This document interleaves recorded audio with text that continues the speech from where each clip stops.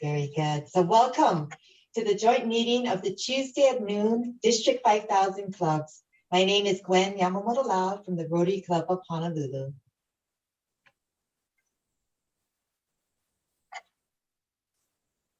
Sorry, and my name is Keith Freer from the Rotary Club of South Hilo.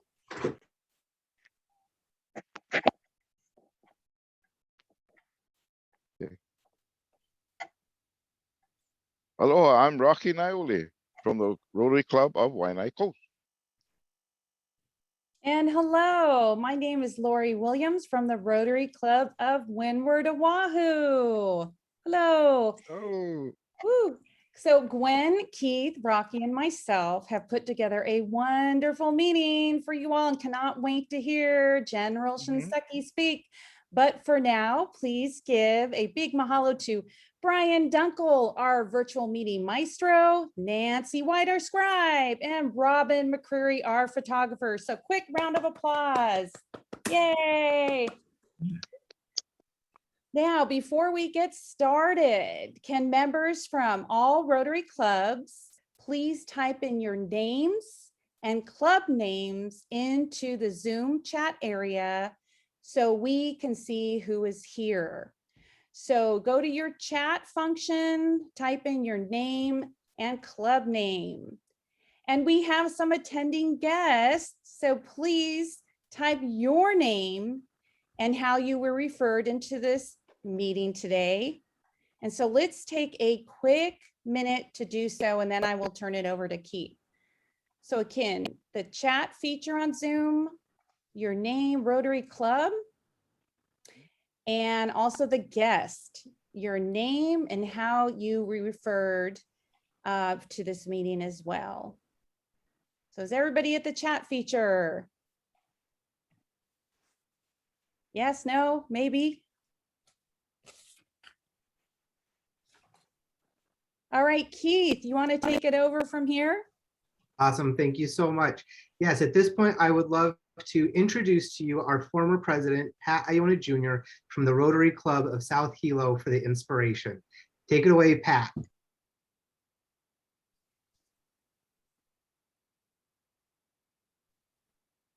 Hi, everybody. I got Kat Reberg with me, also from South Hilo, president-elect. And so I wrote down my introductions. Let's go with that. Aloha all. As Churchill said, we make a living by what we get. We make a life by what we give. And as Rotarians, you give hope, you promote peace, you work to eradicate polio, you fight disease, provide clean water for hygiene and sanitation, you support education, you grow local economies, save mothers and children, and effort to protect the environment. All this along with countless other good works. So please reflect and be inspired by what Rotary and Rotarians have done, are doing, and will do. Thanks to you all and over 1 million others like you, we continue to try and make the world a little bit better for all of us. Happy holidays. thank you, Pat. May I call on Don Arakaki from the Waianae Coast Club for the Pledge of Allegiance. Can you see the flag? There you go. Okay. Can you hear me? Yeah, okay, there you go. Got you. All right. You're good.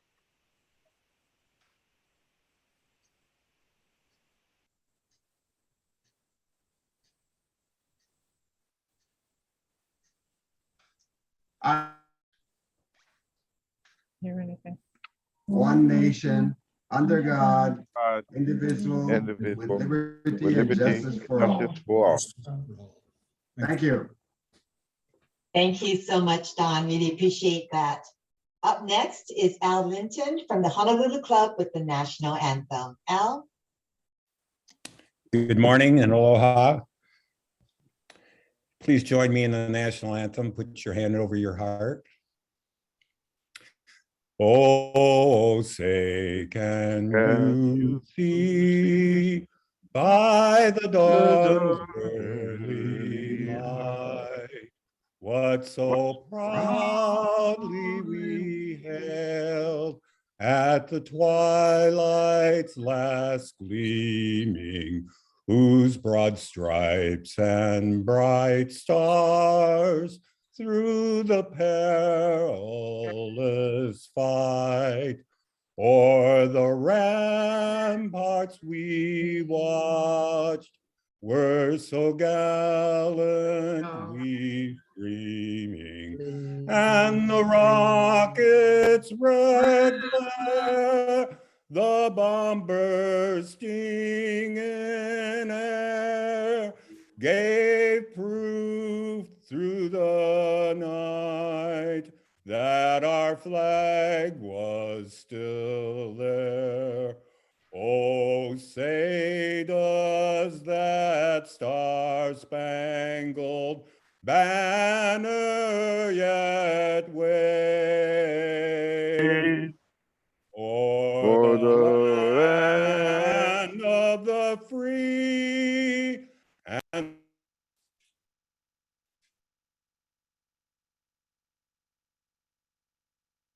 Beat Army. Beat Navy. Sorry, Al, I muted you the last couple of seconds there because I was trying to mute everybody else.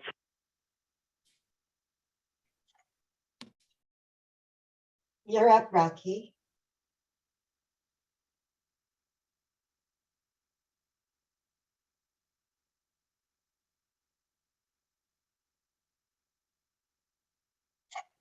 Rocky, you muted. Rocky, you need to unmute. Sorry, I had to mute everybody. We can only have one person singing at a time. How's it now? Can you hear me? There you go. Yeah, you can hear me now? Yeah, you're good, Rocky. You're good. Okay, good. Okay, let me start over again then. On this special day, as part of our joint meeting, we've asked Rotary District 5000 Governor Sandy Mitsui to share a few words. Mahalo, President Rocky. Oh my goodness. Aloha, everyone. It is really my pleasure to welcome all of you to this very special session today and to extend a warm Rotary aloha to our distinguished guest, General Eric Shinseki, who I understand grew up in Kauai and is a proud graduate of Kauai High School. Yay! Woohoo! Yeah. So it's so exciting that we hear from him, General Shinseki, especially today, December 7th, the anniversary of the attack on Pearl Harbor, an event that changed the world and impacted lives transcending several generations. Wow, more than three quarters of a century, as a matter of fact. Yes. It's a date that's been infamous to different people for different reasons. And while we proudly and we very respectfully remember and honor our servicemen and servicewomen for protecting us, let's also not forget the impact of such tragedies of war. How Americans, like Japanese American citizens, including my parents and my grandparents, were subjected to internment, indignities, incarceration, and other ordeals that are completely counter to our American cultural values. Let's not forget and watch and not sit back and watch history repeat itself. But what is important to remember is our commitment to peace, the pillar of which we stand for in Rotary, and one that you, General Shinseki, have so strongly advocated for. You are clearly a true Rotarian at heart, and you also exemplify our motto in Rotary, service above self. And so your accomplishments, including the first Asian American to achieve the rank of 4-star general, has truly been an inspiration, a model of hope for many, especially those who sacrificed so much so such opportunities could become a reality. And I would just like to share some words from General Shinseki that continue to guide and inspire me in my role as district governor of this amazing Rotary District 5000 in Hawaii. And those words, you must love those you lead before you can be an effective leader. You can certainly command without that sense of commitment, but you cannot lead without it. So General Shinseki, our heartfelt mahalo for all that you do to serve and lead with aloha to change lives. Mahalo. Thank you so much, Sandy, and that's very, very wise words to live by. And now for the main event.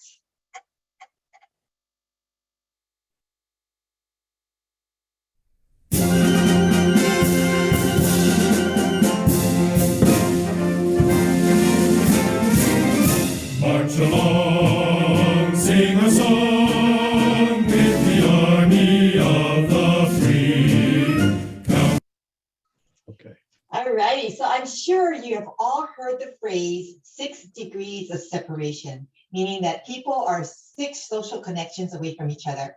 Here in Hawaii, it's actually only 2 or 3 degrees. And I'd like to thank past President Terry George for inviting me to participate in his Jobs for the Future initiative, because it was during its kickoff meeting that I was able to meet Warren Haruki, former president of GTE Hawaiian Tel and current CEO of Grove Farms and Maui Land and Pine. So I wanted to give a big shout out to Warren, who facilitated our request for General Shinseki to speak today. Thank you so much, Warren. General Eric Shinseki is a man who needs no introduction, especially here in Hawaii. Born and raised in Lihui, as District Governor Sandy said, General Shinseki was the first Asian American 4-star general and the first Asian American Secretary of Veterans Affairs. He is a veteran of 2 tours of combat in the Vietnam War, in which he was awarded 3 Bronze Star medals and 2 Purple Hearts. So without further ado, please help me welcome General Eric Shinseki. General. Gwen, many, many thanks for that very kind introduction and for inviting me to speak with the Rotary Club of Honolulu today. My thanks also, as you have recognized Warren Haruki, for connecting us. And aloha to all the members of the Honolulu Club and to those joining from South Hilo, Waianae Coast, and Windward Oahu. I'm truly honored to be with you today. You know, I left Hawaii for the first time 62 years ago as a 16-year-old, traveling unaccompanied to the town of Flemington, New Jersey in February 1959, the dead of winter. The high school superintendent there, Robert Shove, had been a sergeant during World War II and had served as the principal of the Schofield Barracks Elementary School there with you on Oahu. In 1959, Hawaii was on the verge of statehood, and the good people of Flemington wanted to see what someone from Hawaii looked like. So I was a junior at Kauai High School, and Robert Shove arranged an invitation for me to spend 6 months visiting, studying, and living with 6 different families there in Flemington. Initially, there were the usual surprises that I spoke English, could make change in American currency, and could dribble and shoot a basketball. Flemington was an important experience for all of us, and I remember it well. The trip was sponsored by the Kiwanis Club of Flemington. No, there were not Rotarians, but much like you, the Kiwanians invested in developing young leaders. And so beyond representing Hawaii at my high school, I did a little public speaking in the area, played some JV basketball, and tagged along with sponsor families as they visited colleges in the Northeast, getting their children ready for the next level of education. And when I returned to Kauai High for my senior year, I ended up applying for an appointment to the U.S. Military Academy at West Point, New York, and was exceedingly fortunate to receive one. Graduating from West Point in June 1965, just as the Vietnam War was expanding, I ended up serving as a soldier for 38 years and, as noted, another 5.5 years at the Department of Veterans Affairs. But those 6 months in New Jersey changed so many of the vectors of my life. My speaking to you today is my way of saying thanks to all of you who invest heavily and the youth programs of your communities as the Rotarians do. 62 years ago, I was a beneficiary. Please keep it going. Other youngsters will return your investments by serving those communities. I remember what it meant in my life. Today is Pearl Harbor Day. Heroism, both military and civilian, was on full display on 7 December 1941 in response to an unprovoked surprise attack. Enormous damage, both physical and psychological. Catastrophic loss of life, mostly Navy, but all services bled that day. And perhaps the greatest casualty was our loss of trust in one another. Fueled by panic and fear and anger, we began to question the loyalties of one another and ended up imprisoning 120,000, mostly mainland Japanese, because of those fears. We learned some important lessons that day, and Pearl Harbor should not recede into just being an annual memorial service. It's important for us to remember the lessons we learned. I was born about a year after the attack on Pearl Harbor and spent those early years growing up on Kauai under martial law. 16 million Americans went to fight in World War II. Good, loyal, everyday citizens, none of whom looked like nor acted like John Wayne, but they fought. And they saved the world at a dark time in human history. We should never forget that. 3 of my uncles, a brother-in-law, in fact, Warren Haruki's dad, a cousin by marriage, and many, many other family, friends, and neighbors joined the massive crusade that marched to war. And when they came home, they never talked about it, ever, not even to inquisitive children like me. My Uncle Herbert would give me sips of beer and tell me to be quiet, that someday I would understand. I remember these were vibrant young men, full of life. They knew they had done something grand, and it showed in their celebration of each other. No one else could fit into their conversations. I remember. My turn came in Vietnam. In December 1964, there were probably 23,000 Americans serving in Vietnam. By December 1965, a year later, roughly 185,000 Americans would be fighting there. And a few years after that, it would be up to around 540,000, a very large expansion in a short period of time. As I was being commissioned in June 1965, in the middle of this, the war in Vietnam was expanding secretly. Several months later, I deployed to Vietnam from Schofield Barracks with the 25th Infantry Division without the benefit of the officer basic course, mandated training. General Fred Wyan was our division commander, and a young sergeant named Ernie Kincaid from Enid, Oklahoma, taught me everything I would have learned had I attended officer basic. Ernie had 12 days aboard ship to prepare me for combat as we sailed to Vietnam, Cam Ranh Bay. I learned what non-commissioned officers mean to the Army. I have never forgotten that lesson. Ernie Kincaid and I remain friends and in touch today. 3 years later, I was back for a second tour in Vietnam. The shortcuts I had experienced in officer training during my first tour were now beginning to affect the training and preparation of our non-commissioned officers as well. Far more impactful. When operations undergo massive expansion on short notice, the ripple effects on training and readiness is significant and sometimes invisible. I was commanding a ground combat unit when I encountered a combat refusal, a soldier who refused to fight because he felt his squad leader was not competent, and he wasn't. So out in the middle of nowhere, no lawyers, no chaplains, no inspectors general, the toughest leadership challenges often surface at the lowest level of command, where leadership experience is the thinnest. You learn to deal with it, and then you remember it for the next 50 years. After those 2 deployments to Vietnam, I had been in the Army for about 5 years, and over half that time had been spent holding down a hospital bed, a Tripler Army Medical Center there on the hillside above Mauna Loa.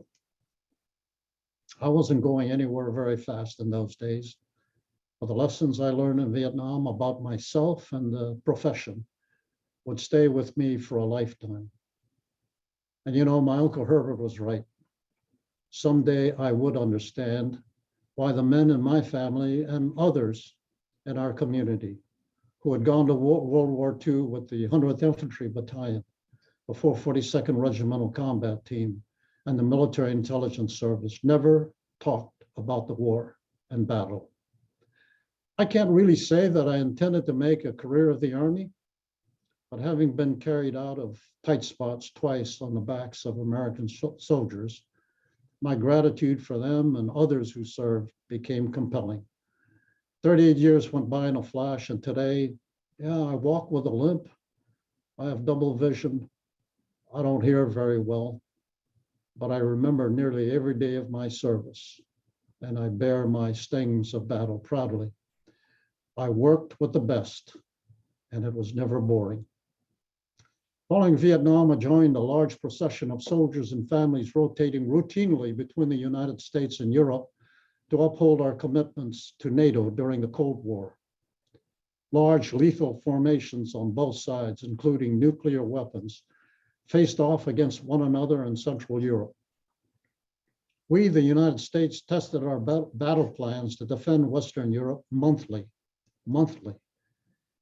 We were allowed 2 hours to recall all of our soldiers to our unit locations, upload them, mount our weapons, and report ready to move if ordered. Every unit in Europe, just 2 hours, rehearsed this lariat advance every month for almost 40 years. Off and on, I spent about 10 years in Cold War Germany and post-Cold War Europe, and I happened to be on duty as the operations officer of one of the 2 large US corps, about 72,000 soldiers, on 9 November 1989, when the Berlin Wall crumbled and the Iron Curtain fell all across Europe, ending the Cold War and lifting the threat of nuclear holocaust off the shoulders of the free world. Not a shot was fired. It was the one version of an end to the Cold War for which we had not written a plan. It was the better way to end a dangerous standoff. I remember. In the untidiness following the collapse of the Soviet Union, I spent a final tour of duty in Europe. I was asked to command 3 major headquarters simultaneously, US Army Europe and NATO Land Forces Central Europe, both located in Heidelberg, Germany, and the NATO-led Peace Stabilization Force headquartered in Sarajevo, Bosnia-Herzegovina. Bosnia-Herzegovina was the full-time day job. The other 2 commands were handled day-to-day by superb deputy commanders. And with good communications and fast planes, I could get just about anywhere when needed. It wasn't great, but there were no drop balls. I remember what it took to lead 3 distinct and disparate and distant organizations. Different kind of leadership, but trust, teamwork, and confidence in one another bridged the challenges. In this kind of untidy environment, a woman with a baby carriage could stop a column of tanks. We were never stopped. We had to figure that out. So today I currently chair the board of directors of the Army Historical Foundation. We are a private 501c3 nonprofit organization that just constructed the National Museum of the US Army, which is where I'm calling in from today. The museum is located just outside of Fort Belvoir, Virginia, about 20 miles south of Washington, D.C., and 6 miles from George Washington's family estate at Mount Vernon.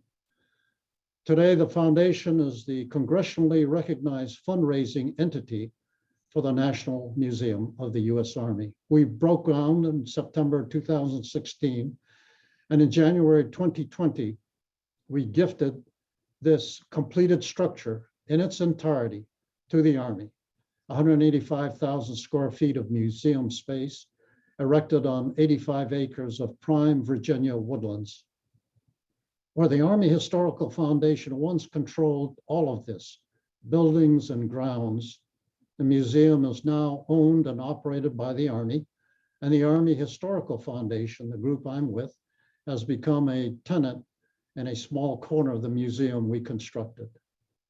Just as Pearl Harbor is an important remembrance historically, so is preserving and presenting the history and heritage of the U.S. Army by promoting the legacy of the American soldier. In many ways, early American history is the history of the U.S. Army. Here we remember the service and sacrifice of American soldiers since the creation of the Army on 14 June 1775, a year before we declared our independence as a nation from the world's then reigning superpower, Great Britain. As mentioned earlier, I spent a little over 10 years in Europe. In 1998, my last year there, I was invited to speak on Memorial Day at one of the American cemeteries located throughout Europe. My assignment was to the cemetery in Margraten, the Netherlands. As I arrived at Memorial Day, I was greeted by the Lord Mayor of Margraten, who proudly informed me that 10,000 Margrateners had assembled for the ceremony. It was my first time there, so I asked whether 10,000 Margrateners usually gathered to hear an American general speak on Memorial Day. His reply was quick and deft. "Oh no," he said, "they didn't come to hear you. They're here to honor their American." And then he proceeded to explain that there were still over 8,200 Americans, men and women, known and a few unknown, still buried in Margraten. Each one had been adopted by a Margraten family. Throughout the year, the families visited their graves on their own, but on Memorial Day, they all put on their best clothes and come together to honor their Americans. He then led me through the cemetery and brought to the speaker stage and pointed out, in many, many cases, 3 generations of Margrateners visiting their graves, grandparents observing, parents instructing, and children performing the simple tasks of remembrance and respect, wiping down headstones, laying flowers, picking up debris and cuttings. I was seeing the preservation of history and heritage in action. I could only imagine how these annual acts of respect and honor had been going on since after the end of World War II. Many of the soldiers interred in Margraten had fallen during Operation Market Garden in September 1944.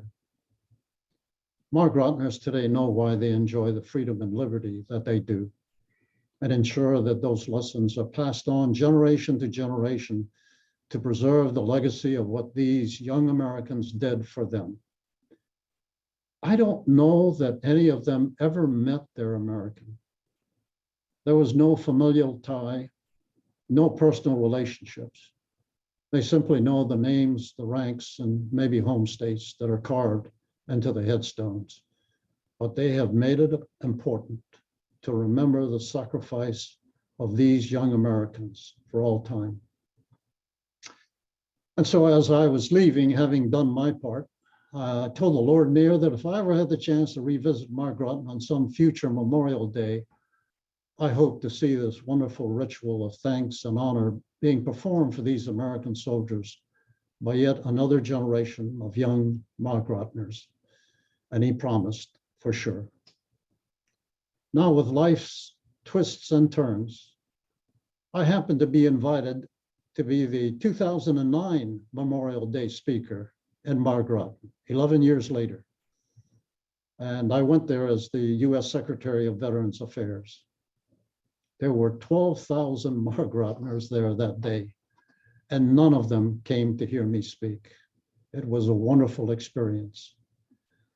The National Museum of the U.S. Army gives Americans and their families, especially those of our veterans, that chance to share their Margretner moment as they walk the galleries with their children and grandchildren, explaining why we are a great nation, one that enjoys the privileges of peace and freedom and liberty that we do, not to be taken for granted. Only the free who are willing and prepared to defend those rights can bequeath them to the next generation. And so if you're ever in Virginia, please come visit. I think you will be moved. Many veterans are when walking our galleries. In closing, thanks again to Gwen Lau for this opportunity to speak with you today. I know that there are some Navy veterans in the audience. I have not forgotten Pearl Harbor Day. It is more than a ceremonial event with me. I know I may look old enough to have fought at Pearl Harbor, but I am not. Neither have I forgotten that the Army-Navy football game will be played in 4 days on 11 December. And I am not neutral on the subject of Army-Navy football. So beat Navy, and many thanks to all of you, and aloha. Beat Navy. Thank you so much, General, for taking the time to meet with us today and for such an incredible presentation. If you're okay with it, I'd love to open it up to a few questions from the audience here. Sure. Wonderful, thanks so much. So everybody, because we have so many people that are joining us on this Zoom call today, to try and help it and make it easy so that we can facilitate the Q&A, down at the bottom of your screen, there is the reactions button. If you can click the raise hand, that jumps you up to the very top of the list, so I don't have to try and go through everybody. We'll answer questions that way. If that doesn't work, go ahead and type your question in the chat and we will get to you that way as well. So the first person that we have up with a question is Doug Adams. Aloha, General Rick. Really great to see you. As always, you provide inspiration in your presence and in your words. We wonder here in Hawaii when you're going to come back and visit. I've been trying. COVID seems to get in the way. Just about the time I'm ready to make my reservations, there's another change in the profile. So I'm trying to be patient and smart, but thank you for making me feel welcome. I will be back. Excellent, thank you so much. And next up we have Mitch, followed by Bob.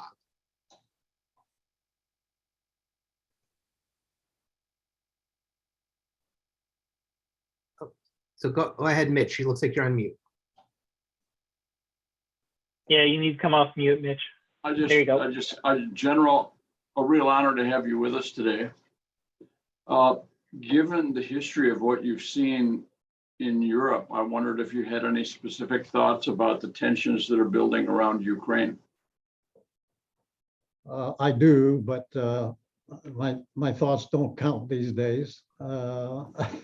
I would tell you, though, having served all those years at a time of very high tensions in the Cold War, and I described how we had to prepare every month and be ready to demonstrate that we were ready to move on a moment's notice and knew where we were going. After 40 years of demonstrating that kind of readiness, the other side collapsed. And as I said, it was a one way of ending the Cold War that we had not anticipated. But what I will tell you, I'm confident that the youngsters who serve today are every bit as stalwart and capable as the youngsters who served when I was there. Thank you, General. Thank you. Next up, we'll have Bob, followed by Reese. Thank you for speaking to us today, General. I heard that you overlapped with General Fred Wayan, who was a member of our Rotary Club of Honolulu. He was the commander of Schofield Barracks, the 25th Infantry, and I'm wondering if you have any stories about him.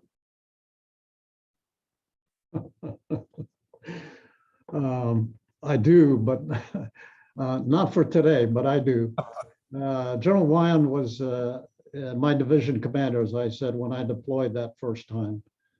And first time I saw him was when his helicopter landed, and he walked into the location where my unit was, and I just thought John Wayne had arrived.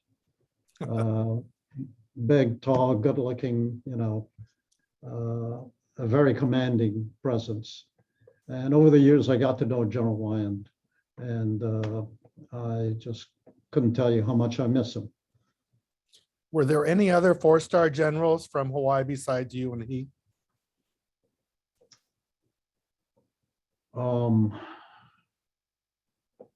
I'd have to think about that. It's not something I keep track of, but I'm sure there are other senior officers.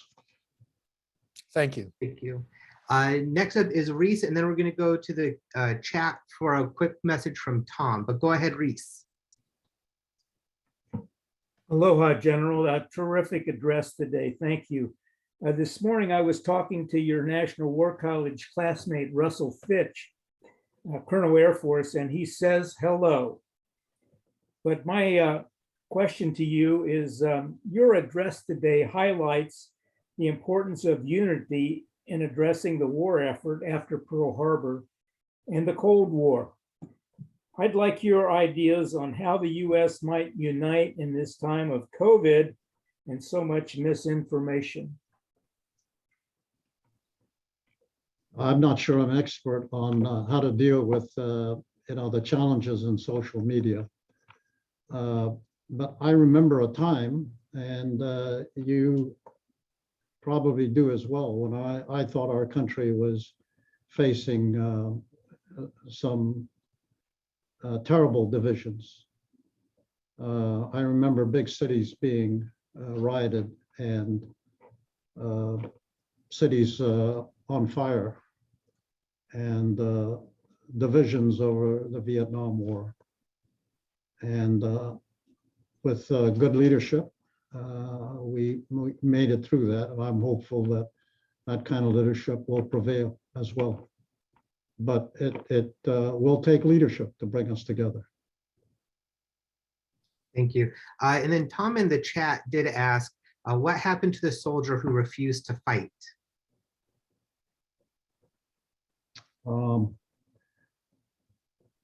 It's a longer story. How much time do you have? We got a little bit of time. Well, it's one of these that a young soldier, and I happen to recognize that young soldier as one of my better soldiers, and he was scheduled to go out on a night combat patrol, ambush patrol, and he refused, and so I couldn't understand it, and I asked to speak with him, and he presented himself and suggested that his squad leader was not competent. And so I checked into it, and his squad leader had, not his fault, been in the Army through basic training. It happened to be the top graduate in basic training and was promoted to non-commissioned officer very quickly. And I'm sure it made great sense in the Pentagon. When you're short NCO leaders, you create them, and it's okay if you do that, but you have to remember that it's something different to make a squad leader. And without realizing that this was someone who had not gotten all of the experience and training that goes along with being a squad leader, he ended up being a squad leader.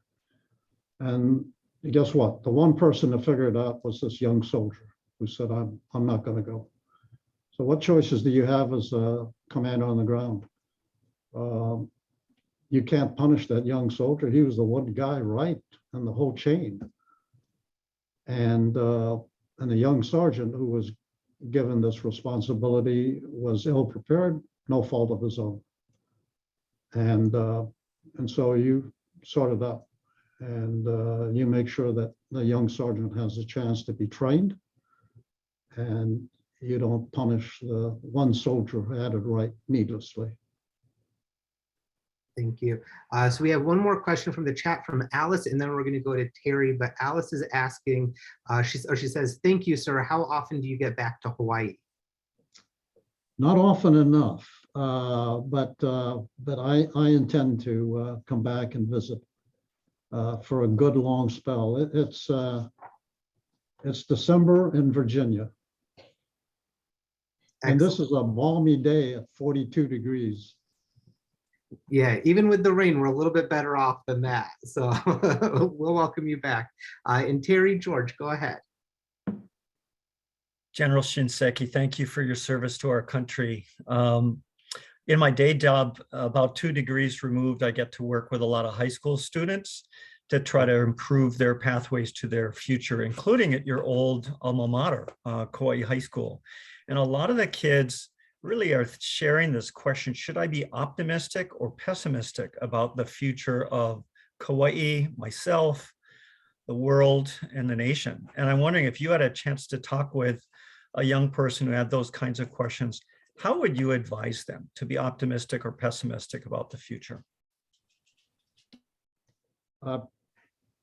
First, I would tell them the world is a large place, a large stage.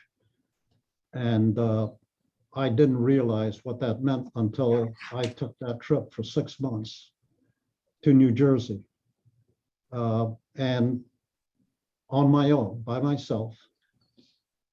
I remember in those days, there were no jets. It took me 7+ hours to fly from Honolulu to San Francisco. And I got off the plane in San Francisco, balmy California, I was freezing.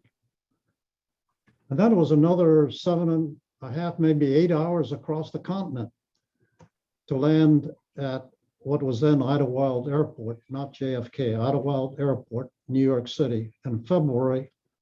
And I began to understand it. This is a big country. Those 6 months of living and learning from the good folks of Flemington, New Jersey, just broadened my horizons. And I would say, hope is a wonderful blessing. Hold on to it. There's a lot to do, and find a way to make that contribution. And so part of my taking this opportunity to speak today was to encourage the Rotarians, much as I would the Kiwanians, to keep up what you're doing with young people. Because as you observe, they're looking for direction in life, as I was. And I found it, and it made a difference. And you have an opportunity to help a lot of youngsters as well, and watch them come back to your communities and give back. Thank you. And for our next question, we have Tom. Go ahead and unmute, Tom.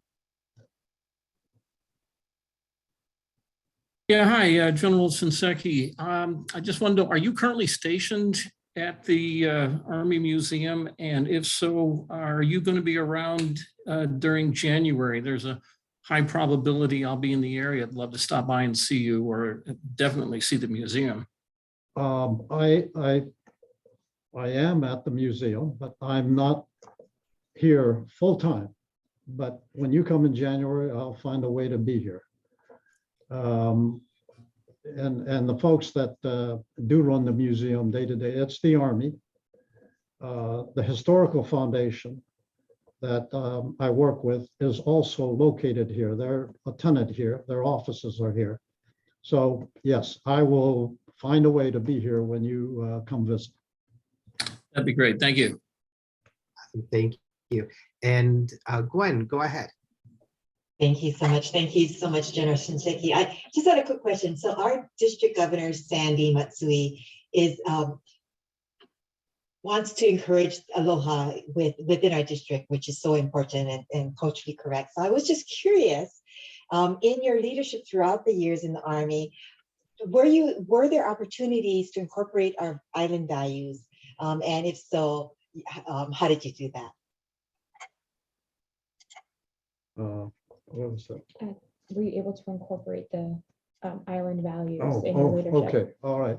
Gwen, I'm sorry, I had to get some help here. I told you I'm a little hard of hearing, I grew up in a community on Kauai, Lihue Camp A, and it was sort of segregated, by the various ethnic communities. And if you're going to cross the entire camp to go play ball someplace, you had to figure out how to, engage all the various little sub-communities you pass through. And you learn that very quickly. I think basically I would say be kind, be humble, be thankful. And those three rules probably get you through a good bit of the challenges you face. I've never forgotten growing up in Kauai and all that that meant at a time when martial law prevailed, at a time when, all these young men were coming back from World War II. And then growing up in that environment was very positive. And I would say that I was enriched by that environment and further enriched by the trip to New Jersey. It just broadened my horizons. Thank you so much. Thank you. I believe at this point we have gone through all of the questions in the chat, but if somebody feels I missed their question, please make sure to go ahead and re-enter it just in case we accidentally skipped over it. But I would love to ask you, General, is there anything that you wish civilians under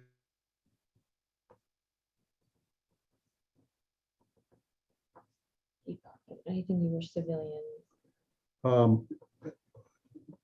Keith, you actually, yeah. Can you repeat your question, Keith?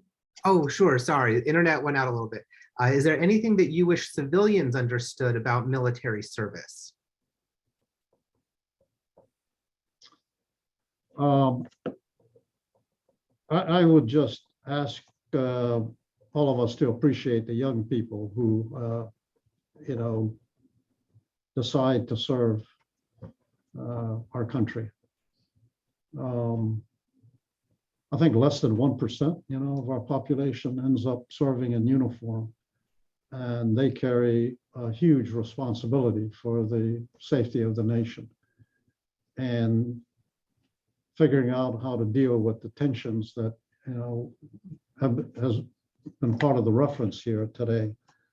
I often encounter, folks who have been in the Army, and I say, where did you serve? And I often get an answer, I was just in for one hitch. Just a couple of years I served in Europe. And it turns out they served during the Cold War. And they feel that their contribution was nothing. And I say, hey, wait a minute. Because of youngsters like you coming to do their time for 40 years, the Cold War ended without a shot being fired. And that's no small thing. And that's a better way to resolve a standoff. But it took young Americans, steadfast and stalwart, trained by good NCOs like Ernie Kincaid trained me. Just coming to work every day, doing their duty, paying attention, and with their service. I would say we can never do enough to express our appreciation for those youngsters who are serving through the years, but even today, they're out there. Absolutely. Thank you. Our last question that we're going to ask came in through the chat from Kelly, and they say, do you have a favorite exhibit in the Museum of the Army, something that's unique to the Virginia Museum? I do. And it happens to be one that was put together as a special exhibit, and it's dedicated to the Nisei soldiers who were awarded the Congressional Gold Medal. And all of those legendary units we talk about are recognized in this special exhibit. It's only up until, I think, 1 January of 2025, when the Congressional Gold Medal is scheduled to be returned to the Smithsonian. It's on loan to the Army Museum. So there is that special exhibit. And I know most of the stories in there, and I know that, you know, it's the one place my uncles are recognized for having done what young soldiers say they've always done through the ages. I just did my time. But in doing that, they saved the world at a very dark time, as I say. Excellent. Well, thank you so much, General. And please, everybody, let's put our hands together to thank General Eric Shinseki for an outstanding presentation. Thank you so much for taking the time to speak with us today and answer all of our questions. We really do appreciate that. Up next is Fran Tannen from Windward, Oahu for the 4-way test.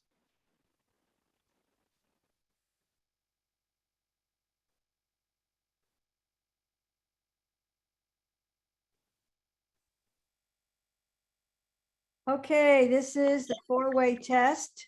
Can you hear me? We got you. Thank you. All right, 4-way test was started, a little history here, 1943, with number 5 added in 2015.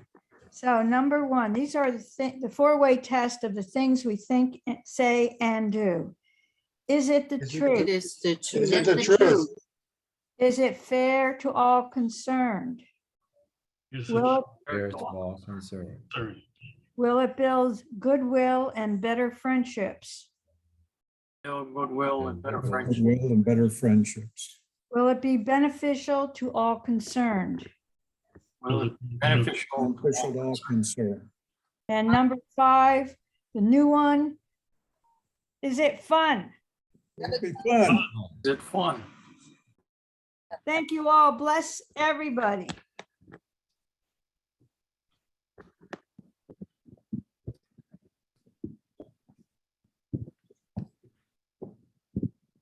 Can I get everybody to lean into the screen so I can do a screenshot? So everybody get up into the camera for me. Into the camera, okay. There you go. Perfect. Okay, big smiles. 1, 2, right. 3. I got 4 pages, so hang on, guys. All right, perfect. Looks good with your sunglasses or your glasses off. Big smiles. Okay, 3rd page. Hold on. Thank you, Madeline, for coming in. Big smile. 1, 2, 3. And the 4th one. Oops, hold on. Missed that one. Do it one more time. Hang on. Okay, looking good. 1. Oh, Beth Ann, come on in. There you go. 1, 2, 3. Okay, I'm gonna do that one more time. We got Beth Ann moving all over the place. Okay, big smile. Ready? And I lost her. Okay, 1, 2, 3. Thank you. Good job. Up next, Brian, the video.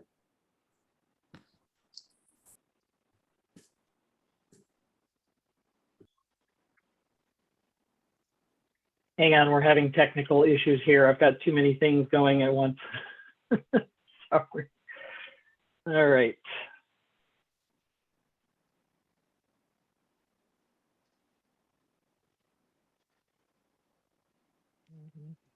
There we go. Oh. No sound. Yeah, I forgot to share the sound.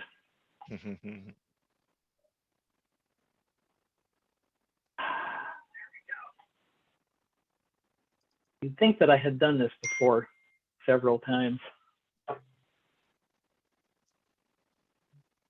Hello. Hang on. Let's try that again. E Hawaii e kuhome kuhome kulaini ne Oi ona wina pono anio E Hawaii aloha E haole na opio Hawaii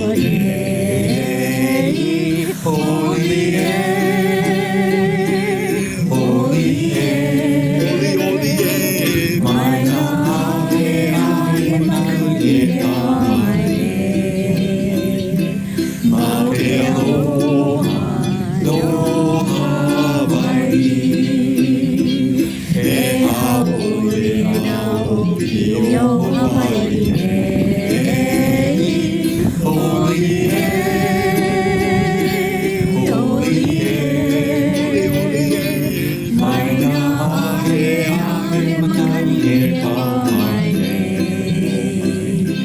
Ma te aloha no Hawaii.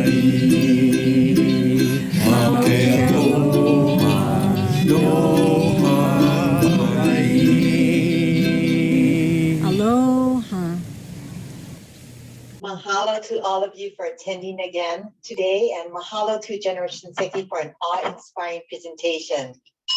This meeting is adjourned. Have a great week and stay dry, everyone. Thank you. Thank you, Gwen. Can we ask a few more questions? That I saw 2 hands and I was one of them. Did he leave already?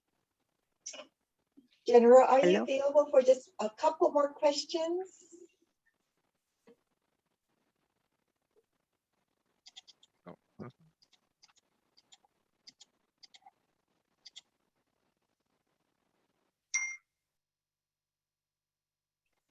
Where'd he go? I don't see him.